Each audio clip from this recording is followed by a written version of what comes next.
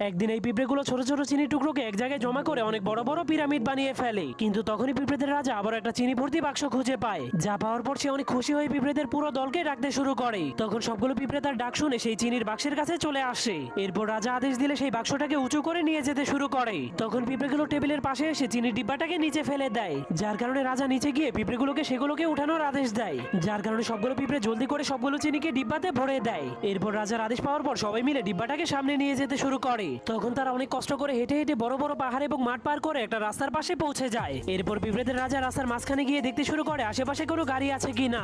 অনেক ভালো করে দেখার পর সবগুলো পিঁপড়ে ধীরে ধীরে রাস্তা পার হতে শুরু করে। কিন্তু তখনই হঠাৎ করে একটা গাড়ি আসতে শুরু করলে পিঁপড়েগুলো চিনিগুলোকে ফেলেই সেখান থেকে পালিয়ে যায়, যার কারণে তাদের চিনিগুলো গাড়ি চাকার নিচে পড়ে নষ্ট হয়ে যায়। এজন্য পিঁপড়েগুলো সেই খালি ডিব্বাটাকেই তাদের বাড়িতে নিয়ে যায়। তখন তারা দেখতে পায় অন্য পিঁপড়েরা চিনির মাধ্যমে পিরামিড তৈরি করছে, যা দেখার পর পিঁপড়েদের রাজা বুদ্ধি খাটিয়ে সেই খালি চিনির ডিব্বাটাকে পিরামিডের উপরে নিয়ে যায়।